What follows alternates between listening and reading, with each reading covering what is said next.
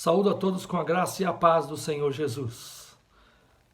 Neste momento nós vamos iniciar uma mensagem de esperança, uma mensagem para a edificação do corpo de Cristo.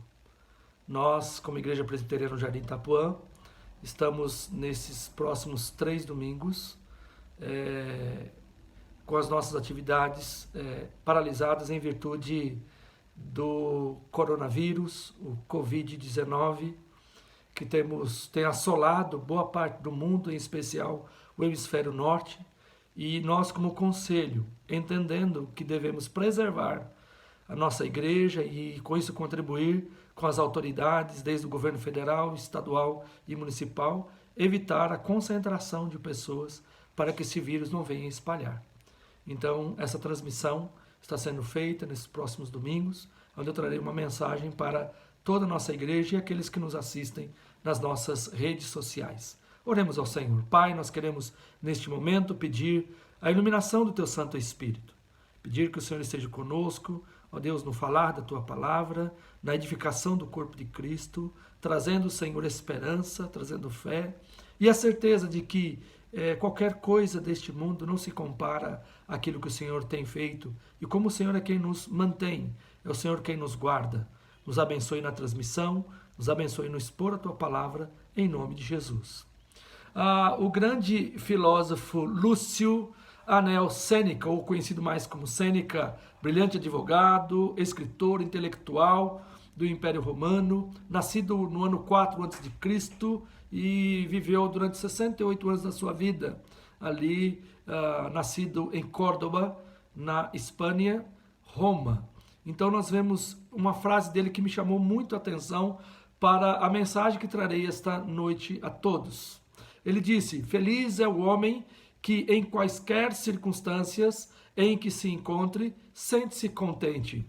Mas eu quero te convidar para, numa leitura que Paulo faz à igreja de Filipos, no capítulo 4, no final do livro, ele vai falar algo semelhante, mas numa convicção de que isso, como Sêneca, ele pensava, Paulo pensava diferente, porque o contentamento dele não vinha da influência do homem, do querer do homem, mas de Deus. Capítulo 4 de Filipenses, os versos de 10 a 20. Assim nos diz a palavra do Senhor. Alegrei-me sobremaneira no Senhor, porque agora uma vez mais renovastes a meu favor o vosso cuidado, o qual também já tinhas antes, mas vos faltava oportunidade. Digo isto não por causa da pobreza, porque aprendi a viver contente em toda e qualquer situação. Tanto sei estar humilhado, como também ser honrado. De tudo e em todas as circunstâncias já tenho experiência, tanto de fartura como de fome, assim de abundância como de escassez. Tudo posso naquele que me fortalece. Todavia, fizeste bem, associando-vos na minha tribulação. E sabeis também vós, ó Filipenses, que no início do Evangelho, quando parti da Macedônia, nenhuma igreja se associou comigo no tocante a dar e receber, senão unicamente vós outros. Porque até para Tessalônica mandastes não somente uma vez, mas 2, o bastante para as minhas necessidades. Não que eu procure o donativo, mas o que realmente me interessa é o fruto que aumente o vosso crédito. Recebi tudo e tenho abundância. Estou suprido desde que Epafrodito me passou às mãos o que me veio da vossa parte como aroma suave, como sacrifício aceitável e aprazível a Deus. E o meu Deus, segundo a sua riqueza em glória, há de suprir em Cristo Jesus cada uma das vossas necessidades. Destacando aqui o que Paulo diz no verso 11 e 12 e 13. Digo isso não por causa da pobreza, porque aprendi a viver contente em toda e qualquer situação. Tanto sei estar humilhado, como também ser honrado. De tudo e em todas as circunstâncias, já tenho experiência, tanto de fartura como de fome, assim de abundância como de escassez. Tudo posso naquele que me fortalece. Palavras do apóstolo Paulo. Quando nós lemos a frase de Sêneca, o brilhante advogado, escritor, filósofo intelectual, que diz sobre feliz o homem que sabe viver em qualquer situação, nós temos que olhar o que Paulo nos traz como ensino para nós nesses dias tão difíceis em que nos encontramos, né, diante de aflições. O que é natural em nós, queridos? Natural em nós não é estar contente em qualquer circunstância. Quando nós compramos, adquirimos alguma coisa, há um contentamento inicial, mas logo quando nós olhamos para o vizinho ou para outras coisas, nós já começamos a ver um descontentamento, nós somos insatisfeitos em muitas coisas. E eu queria que nós pensássemos sobre isso, sobre contentamento, a viver ou aprender a se contentar. Como isso é difícil para nós. Como eu disse, é da natureza humana não contentar-se. É da natureza humana, muitas vezes, murmurar. E a murmuração é algo que entristece o coração de Deus. A murmuração provoca a ira de Deus. A murmuração, ela é contaminante, né? Ela é uma doença da alma. Ela é altamente contagiosa e ela é prejudicial tanto à saúde daquele que murmura como daquele que está próximo. E isso acontece, nós precisamos pensar, então, a aprender a viver contente. Então, o que nós temos primeiro que falar? A palavra, o que é contentamento? A palavra contentamento vem do grego autarkes, que tem significado ou significa autossuficiência e contentamento. Autarkes do grego. Autossuficiência. Talvez Sêneca tenha pensado sobre isso, que é possível o homem ter autossuficiência por si só. Os grandes filósofos, pensadores gregos tinham uma ideia de que era possível o homem se contentar por si só. Mas o texto que nós lemos está falando de maneira diferente, porque como não é natural em nós o contentamento, é necessário que haja então uma fonte de onde esse contentamento venha.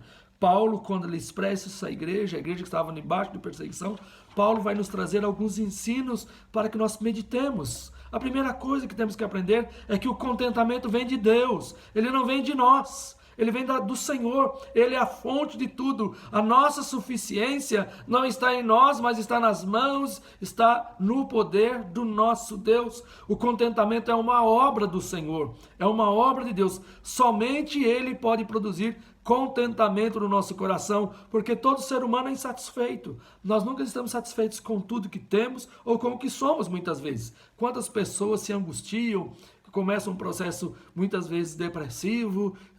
Por quê? Porque não é contente nem consigo mesmo, não gosta de si mesmo. Então algo precisa ser mudado, porque no nosso coração a Bíblia nos diz que ele é corrupto, que ele é tendencioso ao mal, ele é inclinado para o mal. Então podemos afirmar que o contentamento do crente é o próprio Deus. Isso nas palavras do salmista no Salmo 73, que diz: quem mais tenho eu no céu? Não há outro em quem eu não me compraza nas terras. Eu não tenho outro bem além de ti. Muitos de nós vivemos insatisfeitos porque o nosso contentamento está nas coisas deste mundo. Nós não temos nossos olhos em Deus, nós não temos essa certeza do suprimento em Deus. O contentamento é a alegria e a felicidade que existe em Deus, nele a plenitude de alegria. Ele é a nossa fonte. Nós precisamos experimentar em Deus, num relacionamento espiritual com Ele. Eu falo num aprofundar de nos relacionarmos com Deus. Muitas pessoas vivem dentro das próprias comunidades cristãs angustiadas, tristes, insatisfeitas. Por quê? Porque buscam nas coisas a sua suficiência, ou chamado de autossuficiência. Nossa suficiência está em Deus, na alegria em Deus, em buscar a presença de Deus, em ter prazer no nosso Deus. Precisamos orientar as pessoas que nada neste mundo vai satisfazer o homem. O que pode preencher esse grande vazio, o tamanho do vazio, do descontentamento do homem, é do tamanho do nosso Deus, que tudo supre. Mas há um segundo ensino para nós, que nós devemos aprender a viver contente. É necessário que entendamos que o contentamento reside no coração, ele não é algo externo. Há muitas pessoas que têm a ênfase, às vezes, na própria família, como esta é a minha vida. Muitos dessa frase eu tenho ouvido, é a coisa mais linda da minha vida. Não que não seja algo maravilhoso, bom, família é uma coisa maravilhosa, é o que nós temos, mas eu quero dizer para você que nós temos que ter alegria em Deus, e o nosso coração tem que se encher da presença de Deus. O salmista fala sobre isso, eu tenho sede de Deus, sede do Deus vivo. Então o contentamento tem que residir no coração do homem, a sede das vontades, dos prazeres, a sede aonde tudo move as ações. O coração do homem é onde estão entranhados os seus desejos mais profundos. Diz o salmista que confia em Deus, que tenha seu suprimento em Deus. Ele disse: somente em Deus, ó minha alma, espera silenciosa, porque dele vem a minha esperança. Salmo 62:5. E ainda no Salmo 112:7, o salmista falando do cristão, falando daquele que teme a Deus. Ele não se atemoriza das más notícias, e vivemos isso hoje. O seu coração é firme, confiante no Senhor.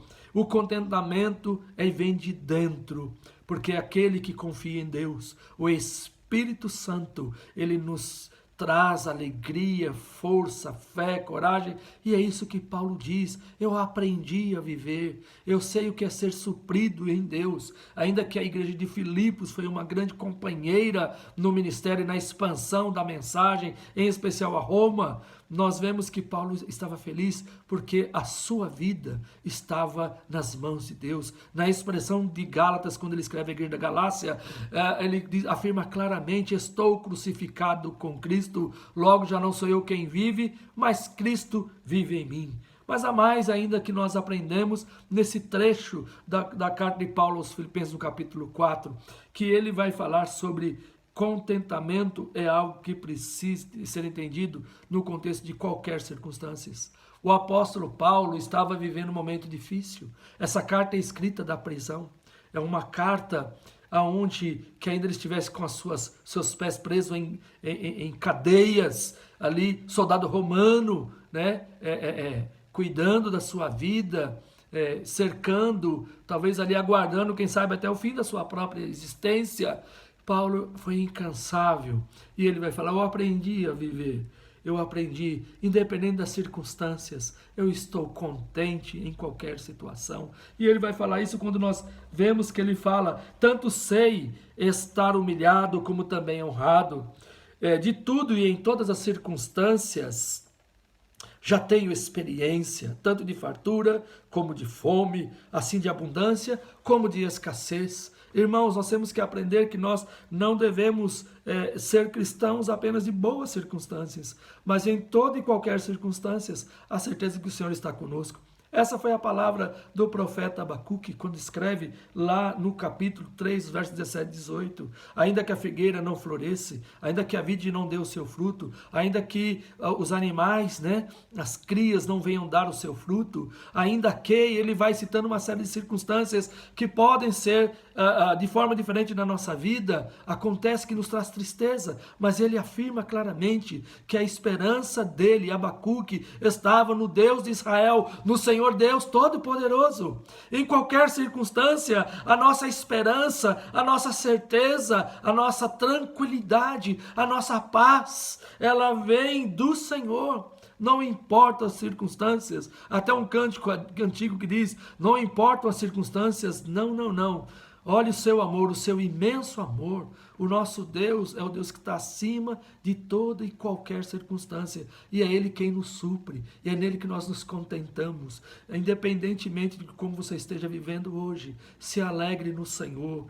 Busque o seu contentamento em Deus e não nas circunstâncias ou nas coisas. E o último aprendizado para nós. Aqui à luz do texto, quando Paulo faz essa afirmação que está suprido, é que o contentamento ele precisa ser aprendido, didascalia, ou seja, é um grande aprendizado, é a experiência. Em tudo eu fui experimentado, eu aprendi a viver, verso 11, contente em toda e qualquer circunstância. É evidente, irmãos, que com a vida cristã, a jornada cristã, eu sempre brinco, o nosso corpo vai ficando grosso. Não é qualquer tribulação, qualquer coisa que aconteça que venha nos afligir. Por que isso, queridos? Porque nós aprendemos a depender totalmente de Deus. Então, ele é um aprendizado. A grande escola de Deus, alguns dizem que o deserto é a grande escola do Senhor. Uma certa oportunidade, eu falei com uma jovem senhora que vivia um momento difícil, que eu oraria por ela, mas aquele deserto era pessoal, era dela. É o tratamento de Deus com ela. Quem nos conduz ao deserto, como Cristo foi conduzido para ser tentado, é o Senhor. E nessas circunstâncias onde nós não temos o controle, nós aprendemos a depender de Deus, nós aprendemos que nós não somos absolutos, que nós não somos autossuficientes e que se Deus não nos ajudar, nós vamos naufragar. E nós precisamos entender que esse período que nós vivemos agora aí com o coronavírus, esse momento que o mundo está sofrendo, e eu digo, irmãos, vamos orar pelo hemisfério norte, onde a aflição já chegou, na Europa, onde o nosso país, o mundo está em aflição, mas vamos ensiná-los a eles que a nossa esperança está no Senhor e é nele que nós vencemos. O livro de Jó é a maior expressão do aprendizado. O capítulo 42 de Jó, ele chega ao final e vai dizer: antes eu te conhecia de ouvir falar, agora os meus olhos te veem. Ele agora aprendeu no sofrimento, nas lutas, mas ele não estava sozinho, ele não estava caminhando naquela luta, naquela provação do inimigo, permitido por Deus para naufragar, e sim, para que pudesse sair vitorioso. E o final do texto de Jó fala sobre isso. Jó saiu vitorioso, mas é porque o Senhor glorificou o seu nome na vida de Jó, e Satanás foi envergonhado. E é isso que eu quero dizer para vocês, que na nossa aflição, na nossa vida, o nosso contentamento está em Deus, porque Deus vai glorificar o seu santo nome, e nós sairemos vitoriosos. Por isso que o contentamento é um processo, é um aprendizado, é na experiência. Eu aprendi. Nós vamos vivenciar isso a cada momento da nossa vida. Que você possa levar esta mensagem para o seu coração. Que você possa, ainda que esteja num momento difícil, não olhe para as circunstâncias. Olhe para o seu Deus, o Deus de todo poder. Que a graça do Senhor esteja na sua vida. Que o poder do nome do Senhor seja sobre a sua vida. E que você conheça e reconheça a necessidade de aprender a viver contente em toda e qualquer circunstância. Que o Senhor assim te abençoe, que o Senhor te guarde. Eu vou orar neste momento pela sua vida. Senhor, graças te damos porque o Senhor tem sido bom para conosco. Eu quero clamar a Ti neste momento pelo mundo como um todo, Senhor. Há muitos aflitos. Quero orar, Senhor, pelo hemisfério norte, na nossa igreja, no nosso relógio de oração. Nós temos clamado para que haja uma intervenção poderosa, sobrenatural do Senhor, ó Pai. Quantas as pessoas estão aflitas, quantos perderam entes queridos. Senhor, só Tu podes, Senhor, ó Deus, mudar esta situação. Mesmo que o homem tenta, invista bilhões e bilhões, Senhor, nada vai ser como a Tua mão poderosa. Que nós possamos nos contentar em Ti, que a nossa esperança esteja em Ti, que o Senhor esteja a cuidar do Teu povo, a nós como igreja que, como ali no conselho resolvemos, Senhor, ó Deus, parar as atividades para preservação, ouvindo o clamor, Senhor, das autoridades federais, estaduais e municipais, mas em casa que nós possamos clamar a Ti, mas possamos confiar em Ti, nos alegrar e nos contentarmos em Ti, Senhor. Abençoe o Teu povo, abençoe aqueles que estão ouvindo esta mensagem, que possam descansar em Ti, Senhor, e como Paulo disse, eu sei estar contente em toda e qualquer circunstância, tudo posso naquele que me fortalece. Que o Senhor os abençoe grandemente, e agora que a maravilhosa graça do Senhor e Salvador Jesus Cristo, o amor eterno e insondável de Deus Pai, as ternas consolações, a presença e o poder do Espírito Santo